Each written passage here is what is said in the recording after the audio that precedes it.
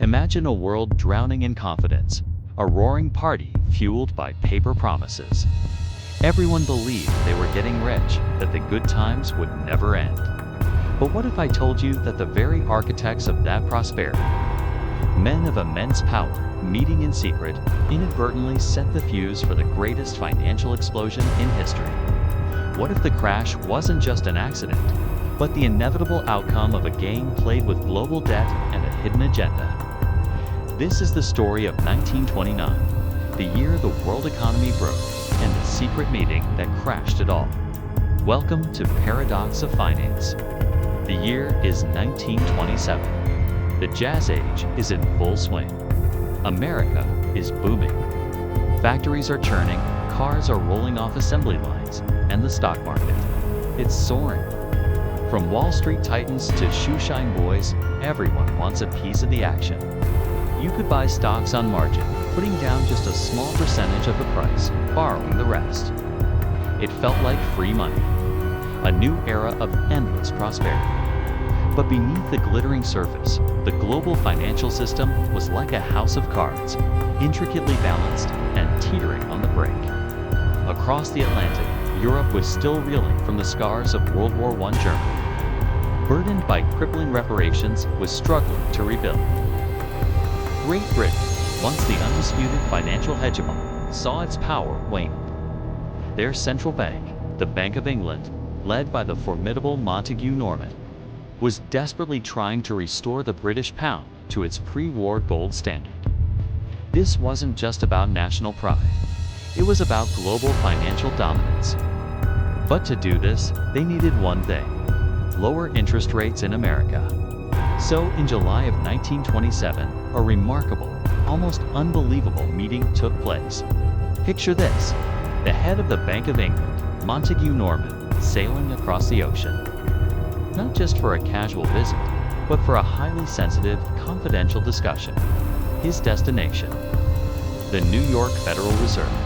His hosts: Benjamin Strong, the powerful governor of the New York Fed, and representatives from the Reichsbank of Germany and the Bank of France.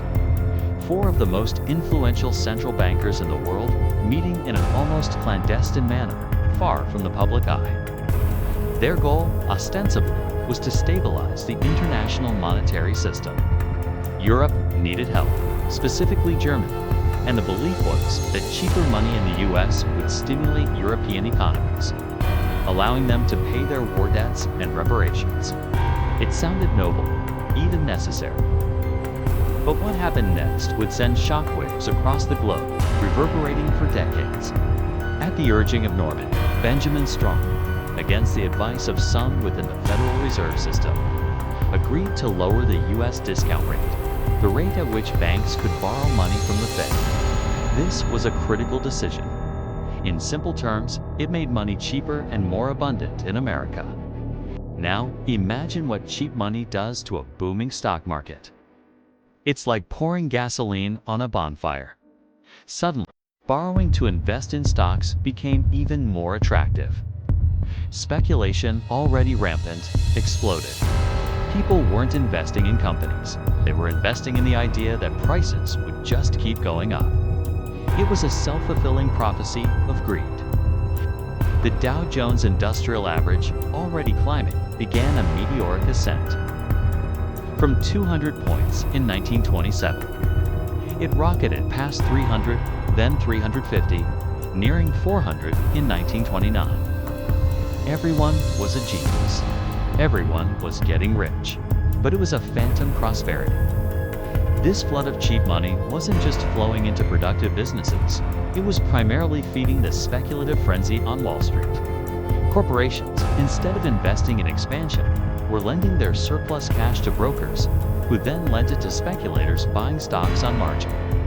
It was a daisy chain of debt, each link dependent on the next, all built on the assumption that stock prices would never fall.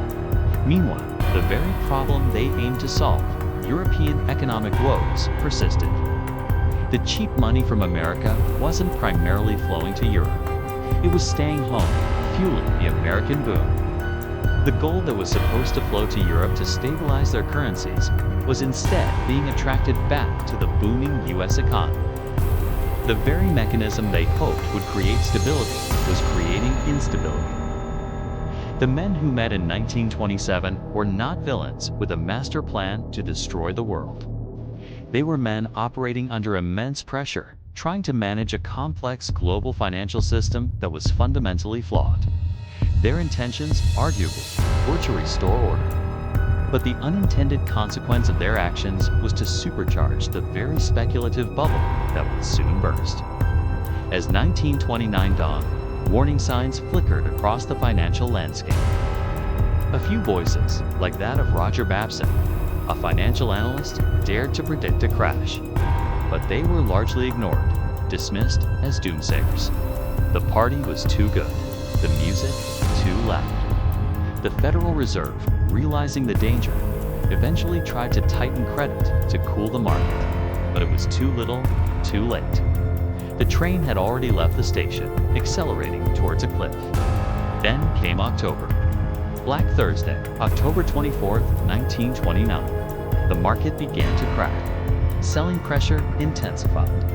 Bankers, in a desperate attempt to restore confidence, pooled their resources, buying up shares just as they had in the panic of 1907. For a moment, it seemed to work. But it was only a reprieve. 5 days later, Black Tuesday, October 29th, the dam broke. Millions of shares were dumped onto the market. There were no buyers. Fortunes evaporated in minutes. The value of companies, built over decades, vanished like smoke. The panic was absolute. Brokers yelled themselves hoarse. Ticker tapes ran hours behind. The dream of endless wealth turned into a nightmare of destitution. The crash wasn't just a stock market correction. It was the spark that ignited the Great Depression. Banks, having lent heavily to speculators, began to fail. Businesses, unable to get credit, shut down. Factories went silent. Millions lost their jobs. Farmers watched their crops rot in the fields while people starved in cities. The ripple effect was global, dragging economies down worldwide. The very rules-based world these central bankers sought to establish inadvertently created the conditions for an unprecedented breakdown. The legacy of 1929 runs deep.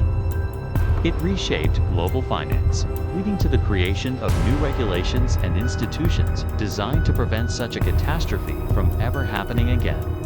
But it also exposed a fundamental paradox that the very mechanisms designed to bring stability can, in certain circumstances, be the catalyst for chaos. The story of 1929 isn't just a historical event.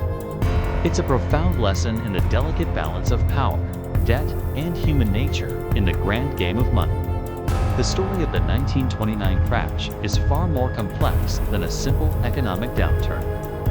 It's a testament to the unforeseen consequences of centralized power and the whispers of a system often hidden from plain sight. Does this history still resonate today?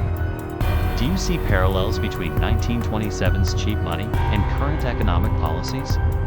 Let me know your thoughts in the comments below. Your perspective helps us all understand these paradoxes better. If you found yourself gripped by this untold history, remember to subscribe to Paradox of Finance. We're constantly peeling back the layers on the hidden forces that shape our financial world, from ancient empires to modern central banks. And if this deep dive sparked a conversation, share this video with someone who needs to hear it. Mastering the game of money starts with understanding its past. Thanks for watching, and I'll see you in the next deep dive into the world of finance.